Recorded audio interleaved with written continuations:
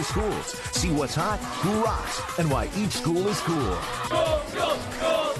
Channel 4's Cool Schools, every Friday morning during Channel 4 News Today, brought to you by Union University. On our broadcast here this evening, the big deal. The talks go into the night here in Washington on that plan to bail out the economy. We'll have today's extraordinary meeting between Bush and Obama and McCain. Our conversations tonight with both Obama and McCain, and the bottom line on this deal. Under pressure, how this economy is hitting retirees in our country, many of them forced to watch as what they saved now gets dragged down. And Rock of Ages, a former Beatle, puts on a show that was put off for a long time. Nightly News from Washington begins now. This is NBC Nightly News with Brian Williams, reporting tonight from Washington. Good evening. Last night, the president went on national television and told the American people the entire American economy is in danger. Tonight, that enormous package of spending that the administration says is the best way to save it is going on behind us. All the talk, all the negotiation. Earlier this evening, the president sat in the cabinet room at the White House with both men who are running to replace him in office, with the election now just 40 days away. We will hear from Senator Obama and Senator McCain in just a moment, but we have a lot of ground to cover tonight, beginning with this so-called bailout deal. NBC's Tom Costello is behind us here on Capitol Hill again tonight. Tom, do we have a deal? So far, no, Brian. Many House Republicans don't like this at all. They don't want to spend $700 billion to buy up bad mortgages. The House Republican leader says he's not on board. But other congressional leaders, Republicans and Democrats, spent the day hammering out the details today. And they call what happened at the White House earlier this evening political theater.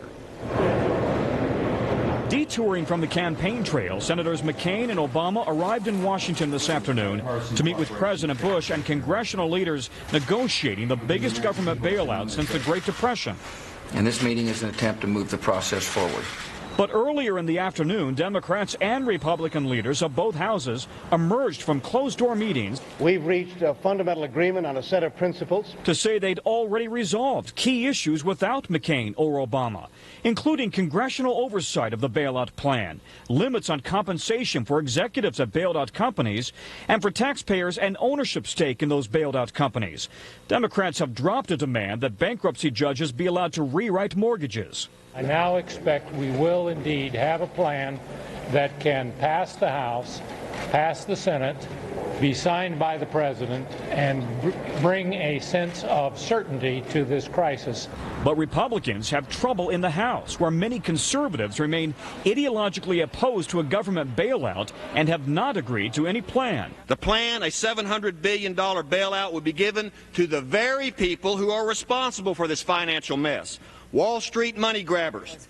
Meanwhile, House Speaker Nancy Pelosi today said once the Wall Street bailout is approved, Democrats want a bailout for Main Street. We intend to proceed with a very lean but important stimulus package. New spending on infrastructure and food stamps, something the White House today opposed. Today's events occurring just 40 days before the election and one day before a presidential debate set for tomorrow that McCain wanted delayed. Democrats today suggested McCain wants to appear as if he's riding to the rescue in Washington, where they insist they don't need his help. There really isn't that much of a deadlock to break, but I'm always glad to get to go to the White House.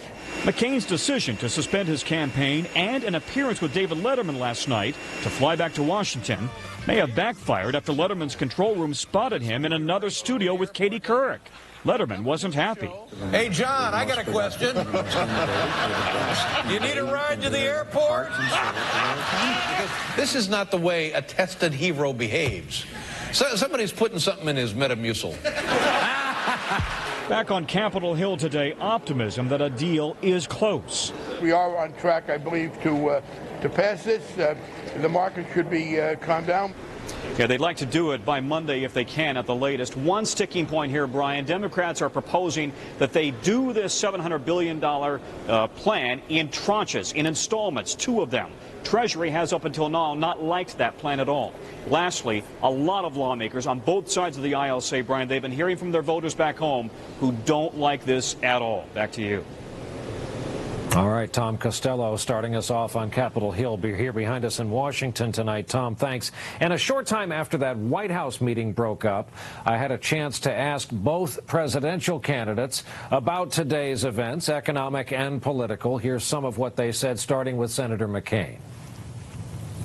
Senators, you may know you took some heat today. One Democrat said you parachuted in trying to ride to the rescue of this deal. And you also said yesterday that you were suspending your campaign, yet it's been pointed out your surrogates were out all day doing campaign work against the Obama campaign, as they do each day. Are you happy with how you've played this so far? Look, I don't know how it's, quote, played. I have a record of putting my country first. I see that we did not have a deal, and unfortunately we still don't have a deal. But I think that we've made progress, and I'm confident we will have a deal. How much I had to do with that, I'll let you and others be the judge. But I'm going to do what I think is right for this country. We are in a crisis of almost unprecedented proportions, at least since World War II. And I've got to do what I think is right for the country. Where does that money come from? Can it be printed? Are we talking about a necessary hike in taxes? Where does it appear? Well, if we restore our economy and cut the out-of-control spending, I think we'll be okay. But if we don't do this, the consequences of failure are enormous. And so if we get our economy back on track and grow the economy and keep people's taxes low and cut the out-of-control spending, you know, in all due respect, Brian, we had the greatest increase in the size of government and in government spending than since the Great Society. So it's huge, and we've got to rein it in, and I know how to do that. Last question, Senator. If you were a betting man, would you bet we'll see you in Oxford, Mississippi tomorrow night? Well, I am a betting man. But I'd like to say that I'm very hopeful. I'm very hopeful that we'll get enough of an agreement tomorrow that I'll be able to make this debate. And again, I would urge Senator Obama to do what I'd asked him to do, and that's engage in 10 town hall meetings, and he has never accepted a single request. But I hope to be in Oxford tomorrow night, and I'm very hopeful. All right, John McCain, our conversation from earlier this evening here. What you're seeing is part of a strategy. After the White House meeting broke up, they both candidates went their separate ways to Washington hotels to do so-called round-robin interviews with the media. Here now, a portion of our conversation with Senator Obama.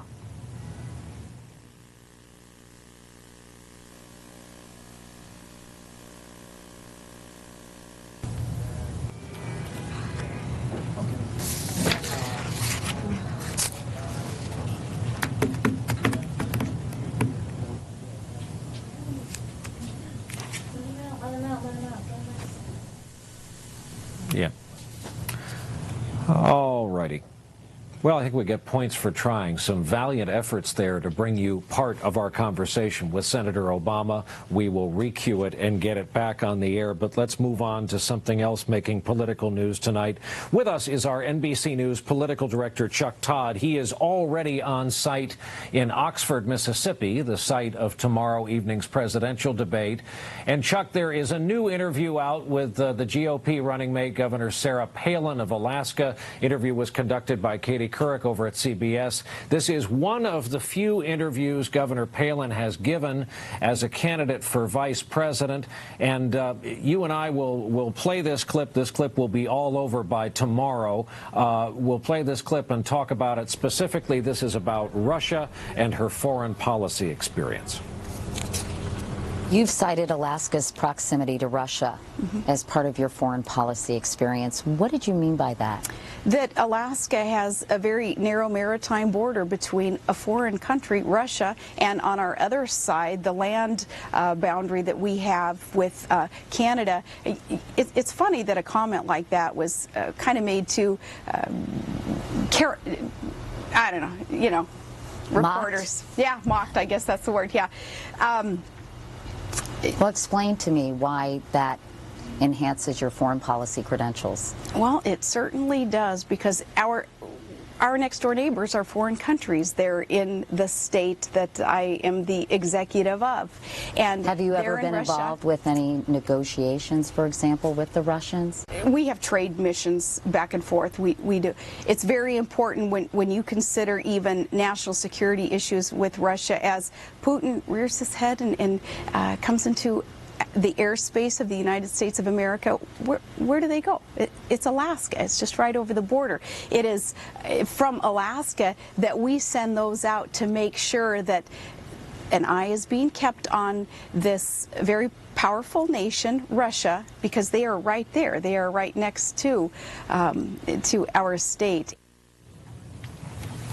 Now, Chuck, obviously this is one question, part of a larger interview, larger conversation, but let's talk politically here about the Palin campaign. You wrote about this online today. What kind of a week they've been having, generally the state of play where that part of the GOP ticket is concerned?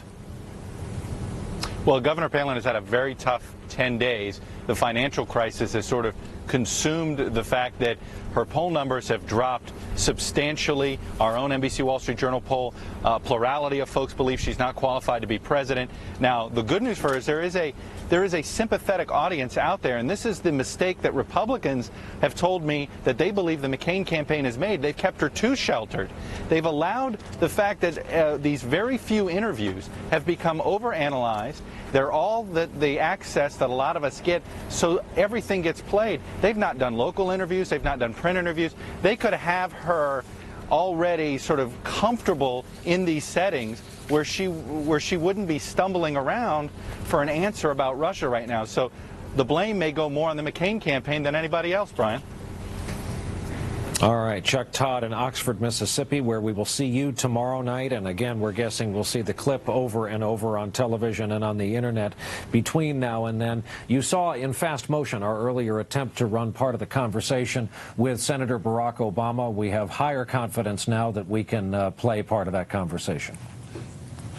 Sometimes if you inject presidential politics into some delicate negotiations, it's not necessarily constructive.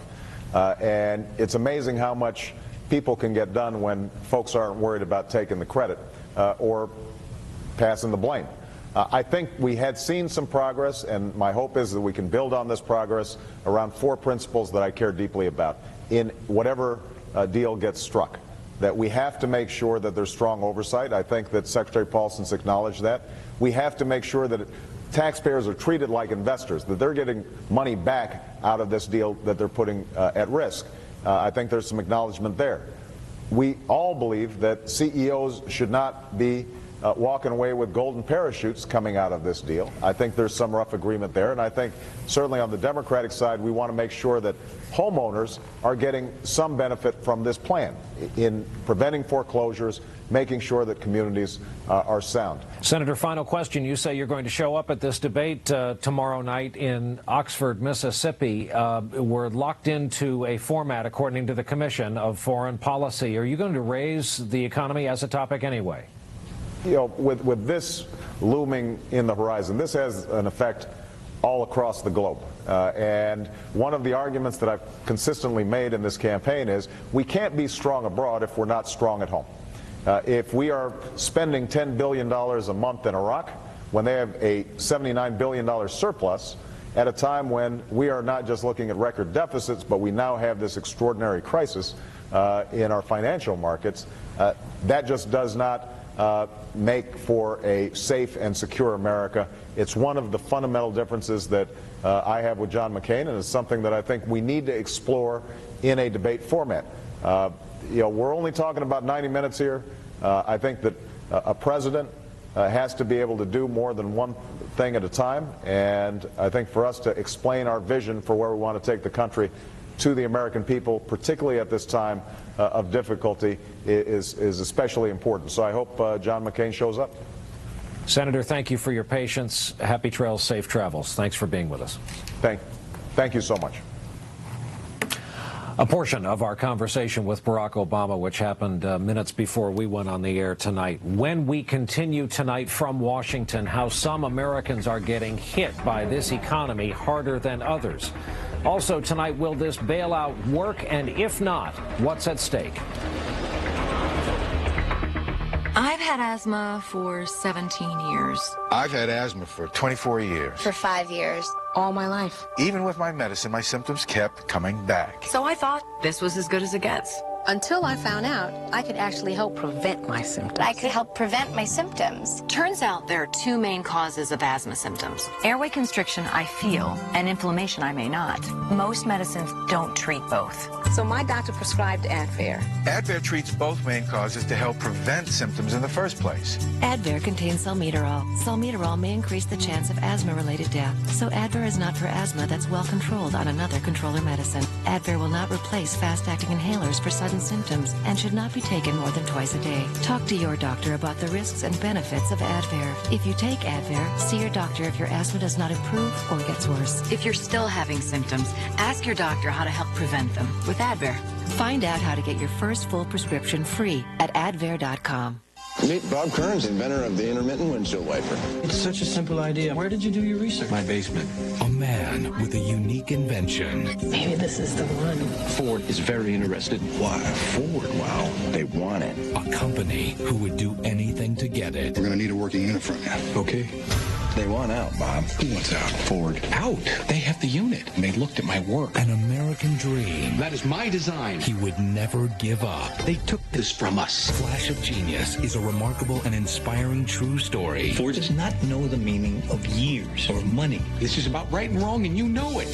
About a man with unbelievable grit, determination, and heart. Ford wants to offer your family $30 million.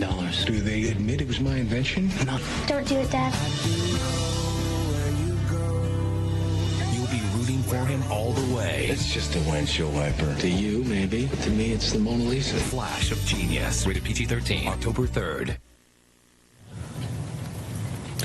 We're back now from Washington, and as we follow today's extraordinary developments on the economic front, we will keep reporting on the human impact all of this is having. These days, the phrase fixed income is a bit of an oxymoron. It seems awfully broken as retirees in America watch their savings slowly go away in some cases. Our report tonight from NBC's Mark Potter. Okay, diamond. 83-year-old Rosemary Bartell is trying to relax among friends, but she is worried, personally hit hard by the nation's financial crisis. I'm going to be in deep trouble, money-wise. Rosemary must now cut down on groceries and fuel to barely get by, as the value of her small IRA has fallen like Wall Street. I guess it's better if I don't live so long. Seniors around the country are being forced to make the same painful choices. As investment incomes dry up, more and more struggle to buy necessities, food, medicine, and heating oil. This is taking a huge toll on the lives of older people, probably more than any other segment in our population. According to AARP, only 20% of American workers qualify for a guaranteed pension. Seniors living on investment income don't have the luxury of riding out the downturn. For many older Americans, the current financial crisis is the last straw, convincing many who thought of retiring to keep working and forcing others who already retired to go back to work. 73-year-old Michael Diacunti returned to work, this time as a bus driver.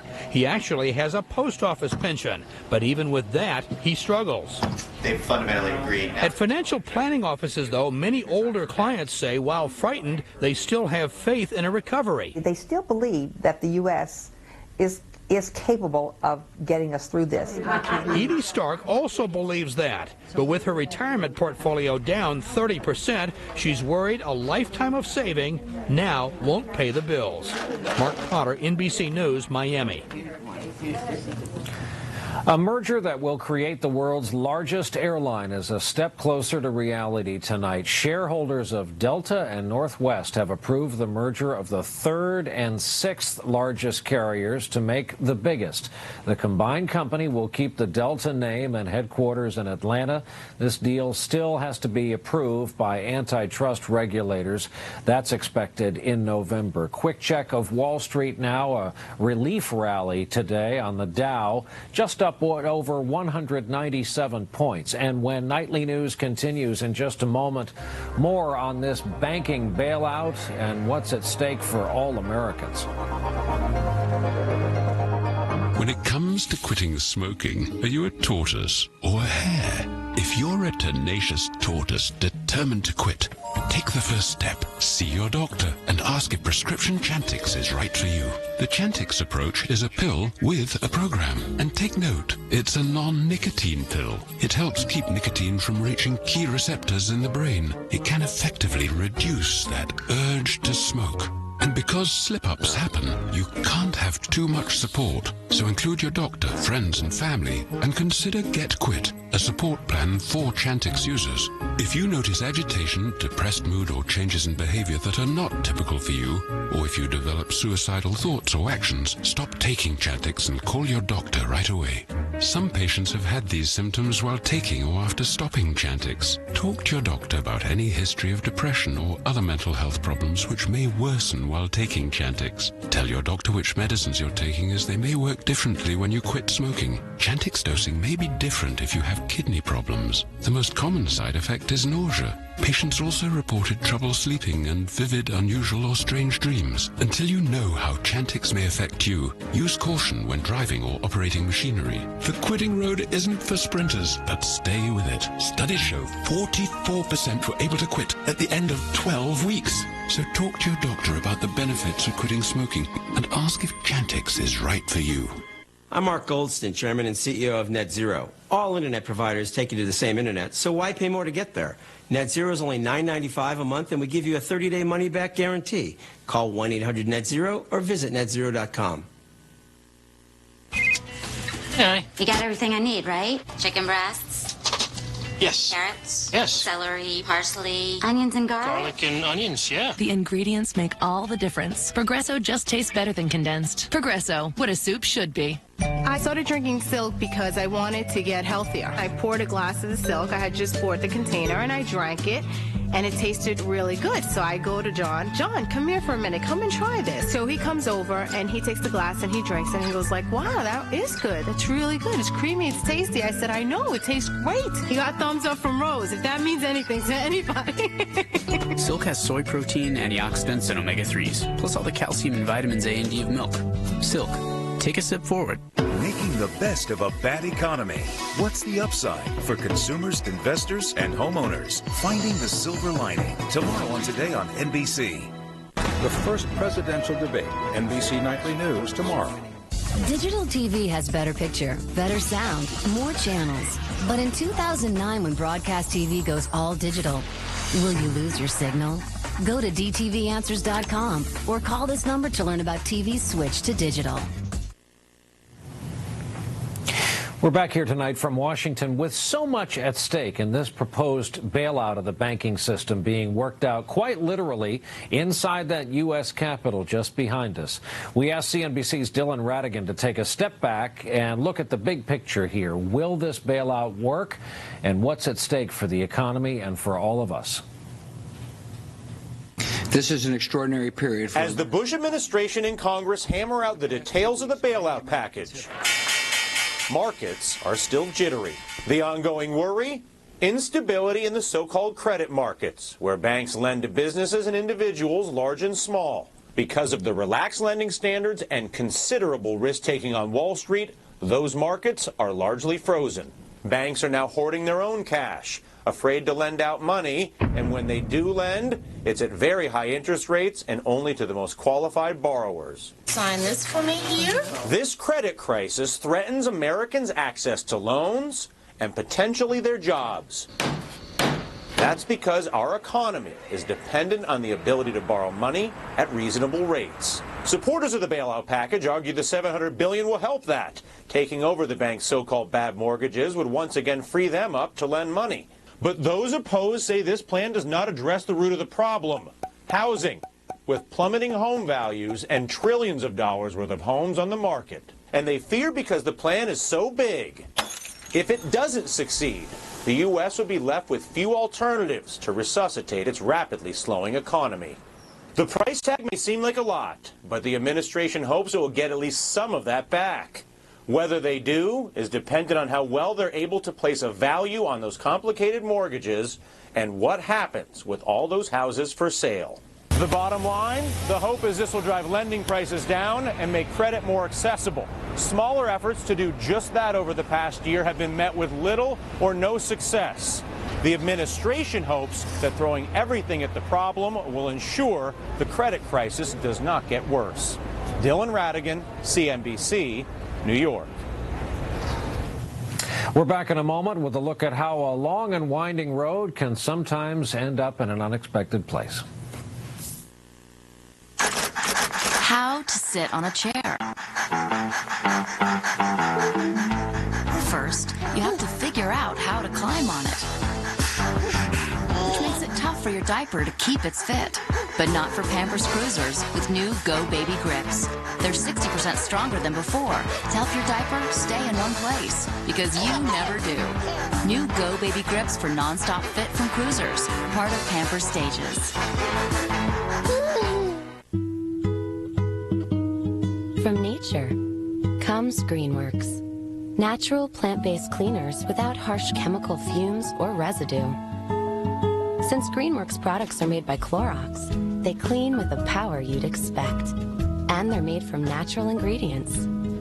Now there's new Greenworks Natural Dishwashing Liquid. It removes grease and baked on food, leaving your dishes clean and shiny. Greenworks, naturally.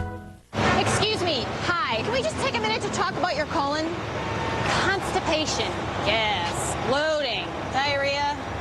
Oh, I'm making you uncomfortable, aren't I? Well, when your colon's out of whack, it can make you extremely uncomfortable. That's why there's new Philips Colon Health with probiotics. It's the good kind of bacteria that can help naturally rebalance your system so you can avoid those very unpleasant symptoms. For better long-term digestive health, new Philips Colon Health. Take care of your colon, and it will take care of you. If you have trouble sleeping, Lunesta can give you a great night, 7 to 8 restful hours of sleep. But did you know that a Lunesta night can help give you a great morning? A morning refreshed, recharged. You might even wake so rested, you'll find a way to make the day special. Class, today we're going to make some music. Lunesta helps you fall asleep quickly, so take it right before bed. Be sure you have at least 8 hours to devote to sleep before becoming active. Until you know how you'll react to Lunesta, you should not drive or operate machinery. Do not take Lunesta with alcohol. Call your doctor right away if after taking Lunesta you walk, drive, eat, or engage in other activities while asleep. In rare cases, severe allergic reactions can occur. Most sleep medicines carry some risk of dependency. Side effects may include unpleasant taste, headache, drowsiness, and dizziness. 1, 2. Why wait another night? Ask your doctor how a Lunesta night's sleep can help you wake this refreshed. Lunesta, a great tomorrow starts tonight. It's the coolest thing on TV, and you won't want to miss a minute. Every Friday morning, Channel 4's Cool Schools checks out the area schools. See what's hot, who rocks, and why each school is cool. Channel 4's Cool Schools, every Friday morning during Channel 4 News Today, brought to you by Union University.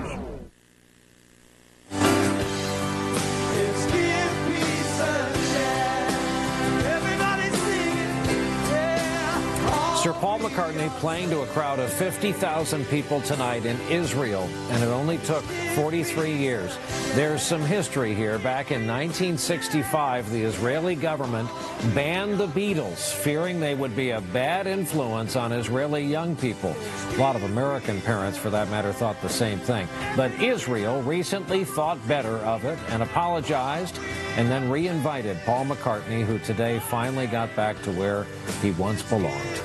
And with that, that is our broadcast for this Thursday evening. Thank you for being with us. I'm Brian Williams, reporting tonight from Washington. We hope to see you tomorrow evening from Oxford, Mississippi, the site of the first scheduled presidential debate, scheduled to begin at 9 Eastern Time. Good night from Washington. NBC Nightly News. For you in high definition, this is Channel 4 News. Good evening again, everyone. The Metro school system now has 5 days to get their act together or risk losing millions of dollars. Today, the district found out exactly why it is in jeopardy of losing federal money. Channel 4's Kara Kamari is here with more. Well, Metro Nashville receives millions in what's called Title I funds from the federal government. That money goes to schools with a large number of high-risk students. But in order to keep that money, you need to be able to prove it was spent properly. Metro hasn't been able to do that. The majority of Metro schools receive Title I dollars. That money pays for teachers, programs, and technology to help high-risk students achieve. The thing is, you need to be able to prove you spent that money properly. We want to be able to go into a district and say, how did you spend those dollars? Did you spend them on the appropriate things? And we should very easily be able to look at the paperwork, look at a computer system, and track those dollars.